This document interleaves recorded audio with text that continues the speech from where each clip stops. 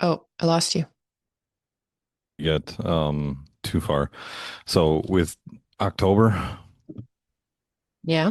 I may have to take a week or two off. If you can, I don't know, maybe find Bethany or something. I gotta Okay. move. I gotta move and Yeah, that's like fine. our time because I am doing Wednesday, Thursday, Friday every single week in October. I have trivias. Yeah. And I then I mean, gotta good. fit, oh, right. And then I gotta fit 45th parallel tastings in there too, Yeah, that's and fine.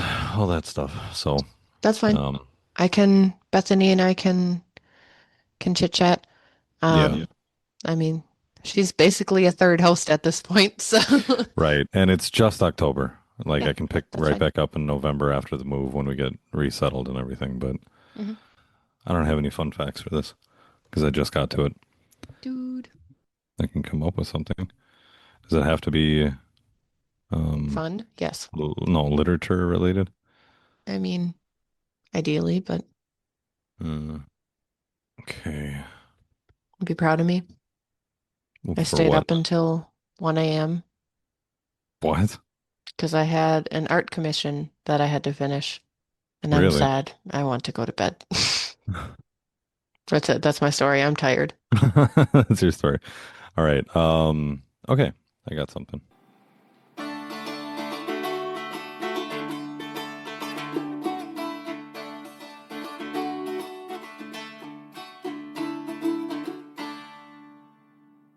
Okay, welcome to Words Are Hard, a writing and editing podcast. I'm your host, Ramsey, the extrovert in charge of keeping the conversation flowing. And I'm your other host, Rachel. I'm tired. Editor, indie author, and teacher of various subjects. Thank you. You're welcome. Today's topic is the murky middle. Do you What know the what? heck is that? No? Okay. No. It's the middle of a project, but especially in this case, a novel or a fiction, whatever you're writing, you get to the middle and you get kind of stuck. Oh, okay, The sure, the momentum from yay, new fun idea kind of starts to wear off and you have to start sure, putting together the more difficult pieces and, sure. you know, Okay. Well, before we dive into that, let's get the fun fact of the day out of the way. And look at you, you rhyming.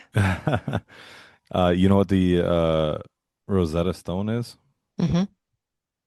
Um, how Do many? you know what the Rosetta Stone is? Yes, my thing gave me false information. Mm, How many languages are on the Rosetta Stone? 11. No. Um, two languages and three writing systems. Oh, So it's got ancient Egyptian hieroglyphics, it's got demonic script, and it's got ancient Greek. yeah. Yay. Yeah. Yeah. Yeah, I originally typed in how many languages are on the Rosetta Stone and it gave me this stupid language company. Oh, yeah. And Like it's like Rosetta Stone. right, Yeah. right, the language. Yeah, it says 25 languages. Like, no, that's not that's not what I'm looking for. On the stone. On the not on the. Are you good? Yeah. Yeah. Okay. Yep. Um yeah, the languages are ancient Egyptian hieroglyphics, demonic script, a form of ancient Egyptian and ancient Greek. Trilingual inscription provided the key to deciphering ancient Egyptian hieroglyphics, as Greek text was already understood by scholars. Yeah. Yeah, Pretty so there neat. you go. Yeah, it is pretty neat. Um, yeah, so there you go. All right, back to it. All right. So the murky middle. This can be a very frustrating point for writers of all experience levels. New writers, obviously, this is going to be maybe something you haven't experienced before, but experienced writers, this is tough to get through no matter how many books you've written or how many projects you've done. So, if you find yourself trapped in the murky middle, what could you do? And I want to differentiate. This is different than writer's block that we were talking about a few episodes Yes. ago. This Correct. is like I have the will to write, I'm excited to write, I have the time to write, I'm just not sure how to get through my project. And every time I sit Okay. down to write, it feels like I'm not going anywhere. Sure. Okay. So, couple of things. I have my top three ways, like if you're really just like you just can't move on through your Hmm. story, or every time you come back to it, like you just don't even know where to start, how to get through. Okay. First, stop writing, Yeah. pause. Don't stop completely. Just pause. Just stop writing. Just stop writing. Yeah, you're Maybe it's done. not for you. You're done. Pause, and instead of trying to write a really great story, consume really great stories. Uh, and you've mentioned this a lot, Yes, as a because way that you cope with things. yeah, And well, yeah, it's one of the easiest ways to get ideas because, yeah, what's a story but a bunch of new ideas or different right, ideas. right. So, but here's my actual process. So you pick a story to consume, a book, a TV show, a movie, a game, whatever, and you're going to write down fanfic ideas about that story. Okay. Okay. So it could be about that story specifically. What if instead of Frodo taking the ring to Mount Doom, what if it was, Boromir. I was going to say Rosie Cotton. I don't know who that is. She marries Sam. Oh, yeah, yeah. No, Boromir. Because remember when he picked up the ring? Yes, that would have changed the story significantly. Right. Right there. When he picks up the ring, kills the hobbits, and he does it himself. Oof. He wasn't going to take the ring to the mountain though. But anyway, Well, yes, but anyways, write that story. I want to hear write that that. story. Somebody do it. So Yeah. you don't have to actually follow through on any of these, although, everybody should write fanfic. I think it's wonderful. But, write down the ideas. What if this happened? What if this happened? You would be surprised at how just doing that jogs loose ideas for you, even if the story that you have chosen to consume has nothing to do with your project. Sure. Something about writing down those ideas just kind of helps wiggle loose things in your Yeah, it brain. gets the creative juices flowing. Yep. You can take that a step further and say something along the lines of, if my character was the one taking the ring to Mount Doom, how would they handle it? Or Hmm. if, something like that. Apply it to your story and see what that jogs loose. Sure. But yeah, that can be a really great way to just kind of get things flowing again. Okay. Option number two is to actually dig into your craft because sometimes this happens, being stuck in the murky middle, happens when you get to the point, there's this theory, and I can't think of any of the names associated with it, so I apologize. Try to look it up afterwards based on what I say so that you can get a better understanding of it. But it's basically a graph, a line graph of, you start here with your interest in a skill, writing. Hmm. And then as you go forward, this backwards, as you go forward, your knowledge of the skill and your skill with that thing should go up, right? Right. The problem is it doesn't go up in a perfect line where your knowledge and your skill are perfectly symmetrical. Hmm. So sometimes your knowledge is greater than your skill. Yep. So that could be what's happening with their murky middle. You know that the story has to be doing something, but your skill isn't quite there yet, Sure. which creates kind of an imbalance with your creativity, right? The only way to get through that is to improve your Do skill. Keep it. Do it. keep doing Practice. it. But you don't have to just keep spinning your wheels futilely. You can increase your skill by taking a course or reading a book to improve your craft. Hmm. There are a lot of free writing courses that you can take online. Brandon Sanderson, do you know who that is? No. He Is he the wrote, long lost brother of Winifred Sanderson? no, Oh, he wrote Mistborn and whatever. He's a famous fantasy writer. sure. He Well, teaches not at, that famous because I've never heard of him. yeah, No, that's okay, go that's ahead. the way to measure things. Yeah. He teaches at Brigham Young University, and Okay. he has some of his lectures available on YouTube for free, so you can, Oh, okay. basically take a university class with him. Nice. So his Uh, lessons are really great, especially if you're a fantasy writer, okay. because that's what he writes. Gale, University, Gale. Hmm. You know about that? Nope. Oh, it's a free course system through a library. Oh, So okay. our local library, TB Scott, Gale is their like course host. So you Oh, go okay. online and you can take basically any class you can think of for any subject you can think of. They have classes for it. It's not always available all the time. You may have to wait for the next opening. Okay.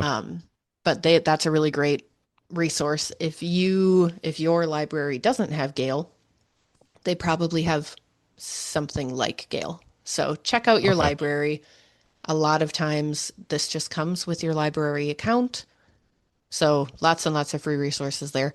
You can also, I found this out when I was researching for this episode, you can audit courses on harvard.edu for free. Oh, Hmm. okay. Yeah, so they have some writing courses that you can take and probably some other things. So Okay. there's so much information out there. Sure. YouTube is probably going to YouTube be, Academy. yeah. I Mm. mean, the Words Are Hard podcast. Yeah. Which, if you're already here, Good job. you know, yeah, you're here. We're going to help you. Right. Um, or, books. There are lots and lots and lots of books that have been written about writing. Stephen King has one called On Writing. Ah, good job, guy. Bird by Bird by Anne Lamott I've only read excerpts of it, but they're really, really good. Okay. The Emotional Thesaurus, that's another good one. So Hmm. pick a Okay. book on writing craft, read it. It will probably jog some things in your brain. And I think what you just said there, writing craft. Hmm. This is a craft. It is. And all crafts, like we talked about last week with Bethany, all crafts take time and, resources to master. Like you can't just get into this. Right. I mean, you can if you're just one of those savants and Well, whatnot, that's the but thing. A lot of people look at creative skills and they think either you're born with it or you're not. right. And to some extent, I think people are born with the potential for talent, but I think Sure. that has more to do with the interest and the ability to do something 1,000 million times without Yeah. wanting to quit. Right. I That's mean, where the take skill comes from. the best that I can put this at is like look at calligraphy. Mm, It's a mix of art and written, the visual and written art, right? An artist can just pick up a paintbrush and be amazing. That can happen. Yes. A poet or whatever can just pick up a pen and start writing. They can be amazing. But like calligraphy, I feel like that takes a lot of technical skill to learn. You don't just pick up one of those and just be amazing at it. Like that's one that you really got to hone your craft on. hmm. Then yeah, writing same way, same, Well, but yeah, bit and different. the thing about artistic craft Hmm. is that, people expect you're just going to be good at it or you're not. Hmm. But nobody would say, you're good at mechanics or you're not. Like nobody would No, they expect you to, you learn all of that. and you learn some of it by taking it apart and putting it back together. But a Right. lot of it you learn from talking to people who know what they're doing and Hmm. learning from them or taking classes or, like there's a combination of things. People don't expect you to intuit that kind of knowledge. Right. And it's the exact same for art type skills. Right. This knowledge it doesn't Hmm. need to be intrinsic. You don't have to be born a wonderful writer to be a wonderful writer. Hmm. Take the courses, read the books, intentionally build your skill, Hmm. and it'll come. And then keep Yeah. doing that forever because the more skill you get, the more knowledge you get. And then you Right. realize, shoot, I want to do these things and my skill isn't there yet. So now I got to keep doing this. And then, oh, now I Right. know more. And now I have to keep, yeah, it just goes on forever. And I know we said this a long time ago in one of the episodes, and I forget who it was. Maybe it was Hemingway. Uh, Erming Hennistway, Erming Hennessway. our good friend Erming Hennistway. He got rejected like 20 times. 20 is I, such I, a tiny number. well, okay, his one book, whatever. Oh, I no, know no, that was in the E.E. Cummings. And then E.E. he got super Cummings. bitter about his poetry. Yeah, yeah, Right. which Yeah, is he a got very extremely poetic thing to do. Right. He got rejected so many times and then he finally got published. And in his uh, dedication page, he basically told off everybody that denied him before. That's the level of pettiness that I aspire to. Yes. Um, but Anyway, exactly, yeah, like he couldn't cut it the first umpteen times, and then finally did. So yeah, develop that craft, keep working at it. yep, If Rachel can do it, so can you. literally. Yes, Like I work really hard at this. I'm still learning at it, and yeah, if I can do it, anybody can do it. right. Okay, so your final bullet point, what do you got? Apply pressure. Doon doon doon doon doon doon doon. Pressure can be extremely motivating in the right circumstances. Don't stress yourself out.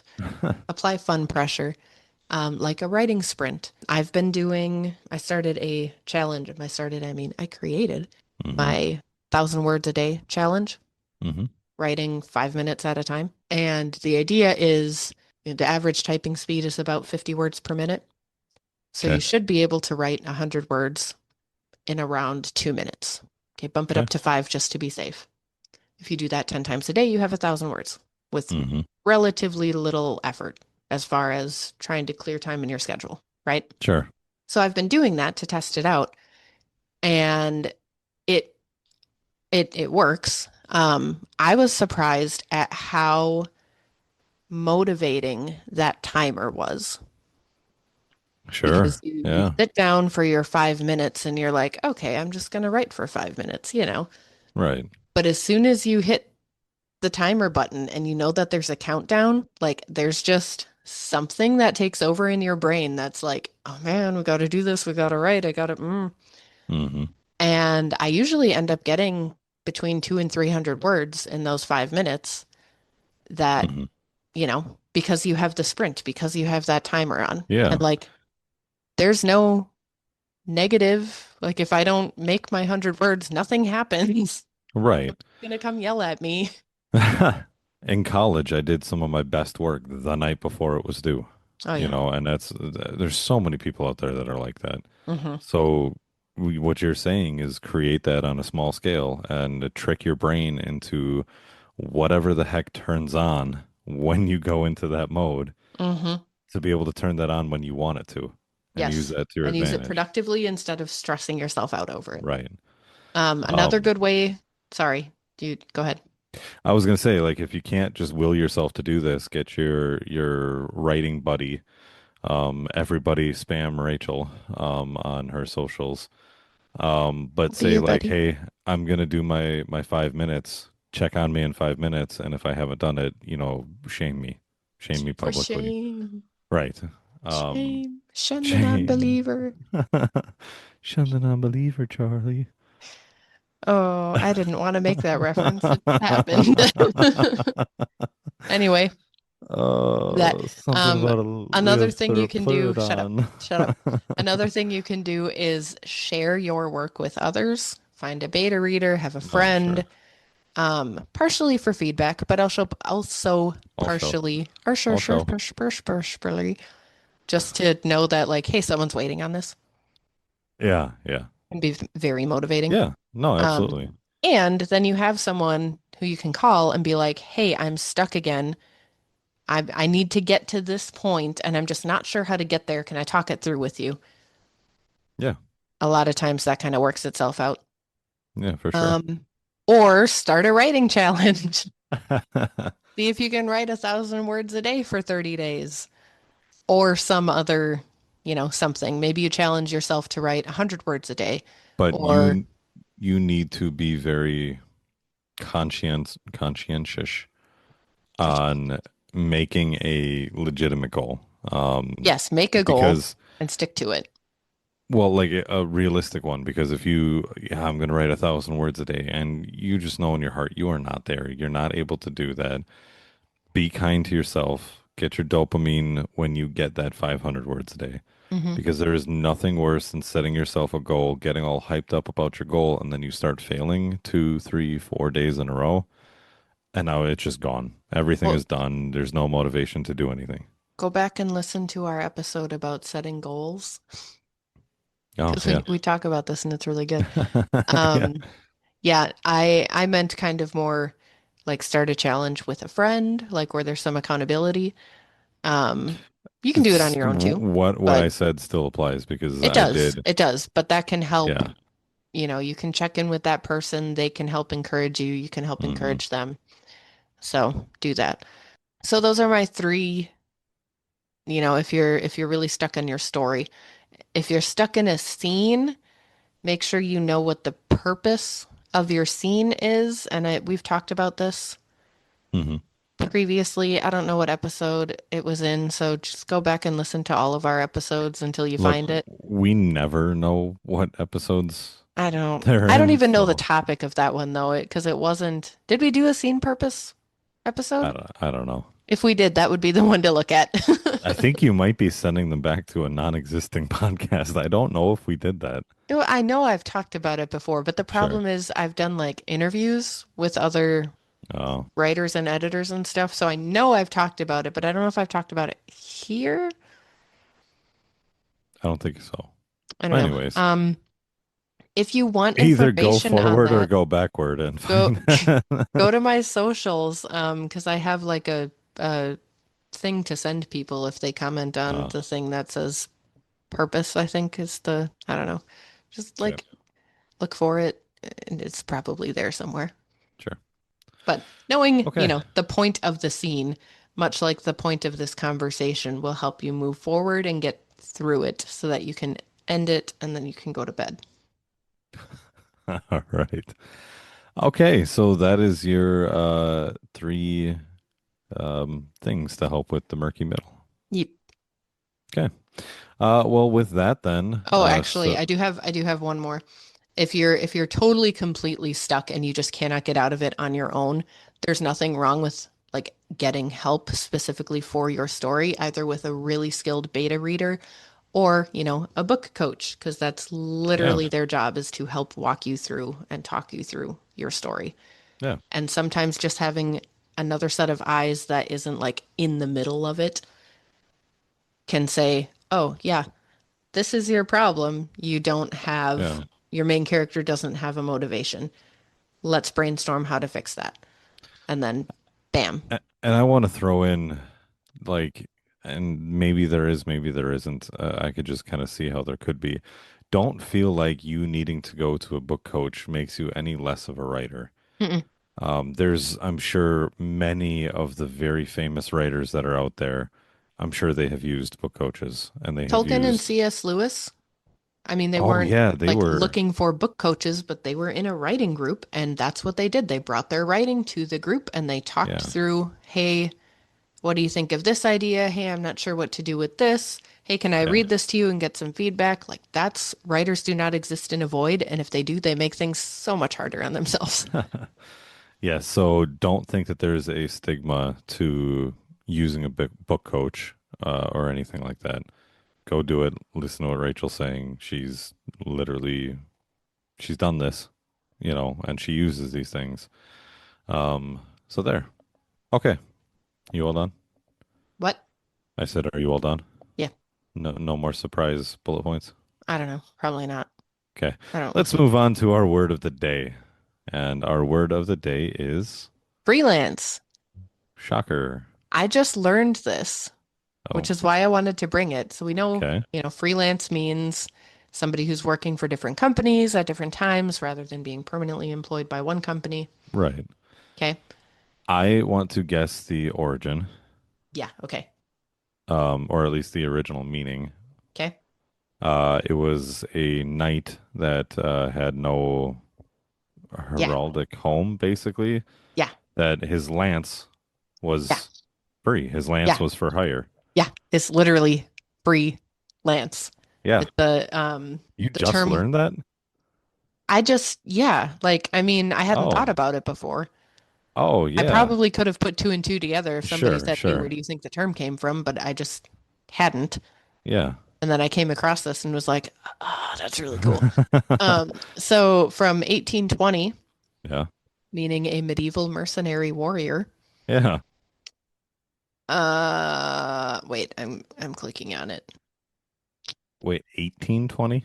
1820. That's what? Yeah, the term freelance, Yeah. hyphenated, meaning like a mercenary, yes, is from 1820. Huh. I would have Well, thought that would have been a medieval term. let me rephrase. We can trace it back to 1820. Was it Oh, around okay. before that? It was in print Yes. in Okay. 1820. Okay. So Was it it was being around used before. before then? Sure. Probably, but Right. that's the oldest But printed still, record. I would have thought maybe, the 14th century. Um, No, I would think there would be other terms for that sure. then, you know? Yeah. Like Yeah. this is because freelance is already a pretty poetic way of putting That's it, you know what true. I mean? Yeah, sure. And it was from Ivanhoe, so Sir Walter Scott Ah. was a little dramatic. Um, Okay. Well. but the figurative sense, specifically referring to journalism, and Mhm. then it kind of picked up from there to apply to other careers, was from 1882. Sure. That tracks. Yeah. Okay. So there you go. Well, I'm there a we go. mercenary. You are. Yeah, your lance is for hire. My lance is for hire. There you go. Come hire my lance. All right. If you enjoyed the show today, make sure to subscribe and leave us a review. Share with your friends or someone who needs to learn some grammar. You can also sign up for Rachel's editing newsletter at rosedeanediting.com to get that is ROSEDENE editing.com to get a free bunch of free A free resources. bunch of free resources for I think I did free. this last week too, Uh-huh. including your free 7 steps to line editing checklist. I'm also offering a free first page line edit. First page edit through my line edits in action series. You can sign up on my website at my website and you'll be entered into a weekly drawing for a free line edit of your opening page. Then join us next week for free as we dive into what to do when you hate your project. We've all been there. If you haven't, it's Yeah, coming. it'll be there. So from the murky middle to I hate this, this sucks. Let me just scrap everything. I'm a horrible writer and You see how the spiraling two are into connected? dissent. Yes. Oh, So, I forgot. I can't believe we made it all the way to the episode before I remembered. This is our 50th episode. oh, really? Yeah. Oh, congratulations. Woohoo! This is Yeah. like sparklies.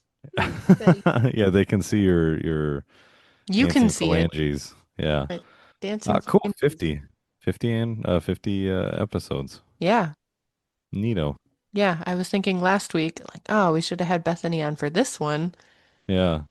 but Yeah, she's not alas. that important. Oh, I'm Rude. just kidding. She's I'm our so only totally guest. Stop alienating her. uh look, she's to the point now where like I'm comfortable enough with her that I feel okay putting her down. Um Surrogate sibling. yeah, surrogate sibling. Hmm. So Bethany, you suck. No, I'm just kidding. I can't wait to have you back. 50 episodes. Stop. All I'm right. so tired. Remember, words are hard. We're here to help. 50 episodes more. Whoop whoop. All right, go to bed. I'm gonna Okay.